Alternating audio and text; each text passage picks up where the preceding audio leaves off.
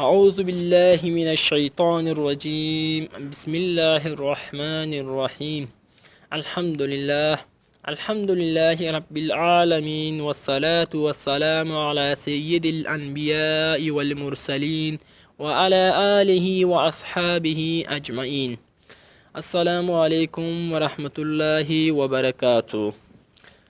شرغلاس ملګرو د اسلام چینل ته زما عبدالوحید غلامی سره تر دی ویډیو تر پای پورې مل سئ او دا ویډیو به حتمی تاسو د نور ملګرو سره شریک کړئ ترڅو هر مسلمان ورور د جنازې د لمانځه په ادا کولو سره پوه سي او زما چینل لایک کړئ او که کومه موضوع تاسو ته په اسلام کې مبهمه ښکارېدل او یا نه په پوهېدلی په کمنټ کې راته ولیکئ. زه عبدالوحید غلامي به حتما تاسو ته هغه پیدا کوم او ستاسو سره به یو ځای شریک کوم.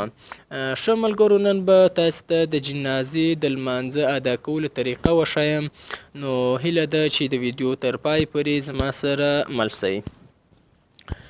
د جنازې لمونځ فرض کفایي دی. که چیرې یو یا دوه مسلمانان هم د جنازې لمونځ وکړي نو د ټولو کلیوالو غاړې به په خلاصیږي، او که یو یا دوه هم ونه کړي ټوله به ګناهکاره کیږي. پس د جنازې د لمانځه د ادا کولو طریقه څنګه ده؟ طریقه یې ملګرو داسې ده چې اول د لمانځه لپاره به صفونه جوړ کړئ او ودرېږئ. که چیرې خلک ډیر وي نو 3، 5 یا 7 صفونه دې جوړ کړئ. د صفو جوړولو او ترتیب څخه وروسته دې د جنازې د لمانځه نیت وکړئ. په دې لمانځه کې 4 تکبیرونه دي ملګرو. څو تکبیرونه؟ 4 تکبیرونه دي. په تکبیرو کې لاسونه نه پورته کیږي. دې نکتې ته ملګرو ډیر متوجه اوسئ. په تکبیرونو کې لاسونه نه پورته کیږي. ډیر مسلمانان وروڼه مې لیدلی دي چې د جنازې په لمانځه کې کله چې تکبیرونه ویل کېدله دوی به لاسونه غوږو ته پورته کول. نه ملګرو، په تکبیرونو کې لاسونه نه پورته کیږي. ښه، طریقه یې څنګه ده؟ د اول الله اکبر ویلو سره دی د امام سره نیت وتړئ. نیت یې څنګه دی؟ نیت یې په دې ډول دی: نیت کوم د زړه له اخلاصه لمونځ کوم 4 تکبیره فرض کفایي خاص خدای تعالی لره.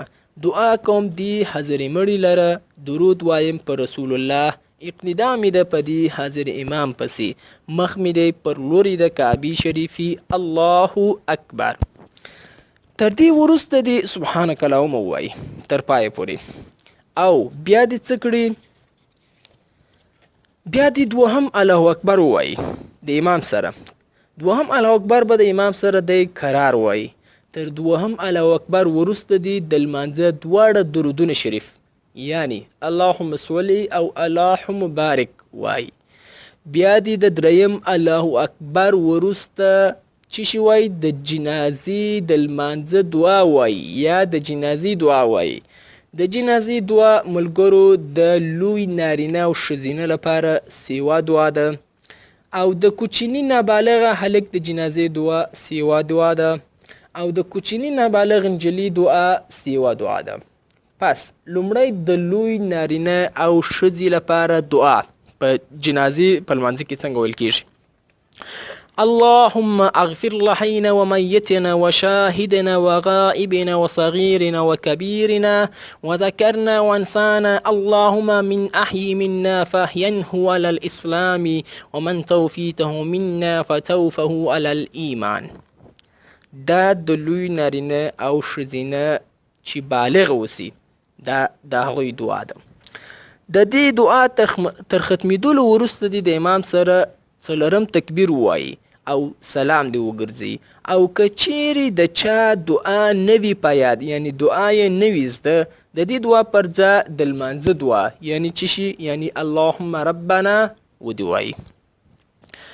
ښه، د کوچني نابالغ هلک د جنازې دعا. کم هلک چې کوچنی نابالغ اوسي د هغه د جنازې دعا څنګه دعا ده؟ اللهم اجعله لنا فرة واجعله لنا اجرا وزخرا واجعله لنا شافئا ومشفعا. دا د کوچني نابالغه چې هلک وسیله د هغه دعا ده. او د کوچني نابالغ نجلۍ د جنازې دعا بیا څنګه ده؟ اللهم اجعلها لنا فرة واجعلها لنا اجرا وزخرا واجعله لنا شافيا ومشفيا. او که دا دعاوي نوي په یاد د دې پر ځای د لمانځه دعا یعنې اللهم ربنا چې کله مخکې ما تاسو ته ذکر کړ هغه دې ووایي، مشکل نسته. که دا دعا یې نه وي زده یا په یاد یې نه وي اللهم ربنا دې ووایي. ښه ملګرو، د جنازې څو ضروري مسائل دي چې هغه مسائل به حتمي تاسو باید زده وي. لومړی مسله یې دا ده وایي د جنازې په لمانځه کې څو شیان فرض دي؟ 2 شیان فرض دي. 4 واره الله اکبر ویل او بل قیامه یعنی په ولاړه سره لمونځ کول. دا 2 شیان د جنازې په لمانځه کې فرض دي. در مختار. دوهم مسئله د جنازې لمونځ هم په هغه شیانو سره فاسدېږي په کومو شیانو سره چې بل لمونځ فاسدېږي. عالمګیري. دریم مسئله د جنازې د لمانځه کوونکي لره د بدن پاکوالی، د عورت پټول، قبلې ته مخامخ کیدل، نیت کول شرط دی. شامی. څلورمه مسئله د جنازې لمونځ د امام او مقتدي دواړو لپاره یو ډول دی. فرق صرف دونه دی چې امام الله اکبر او سلام په لوړ اواز سره وایي او مقتدیان قرار وایي. پاته ټول شیان یعنی سبحانه او درودونه او دعا مقتدي او امام دواړه قرار وایي. عالمګيري. پنځمه مسئله د جنازې په لمانځه کې د دې وجه څخه ډیر ځنډ کول په جماعت ډیر سي مکروه دی. څه معنا؟ وایي که چیرې د جنازې په لمانځه کې ډیر ځنډ کول وسي په جماعت کې یعنی ډیر ځنډ وسي دا مکروه دی. شامي.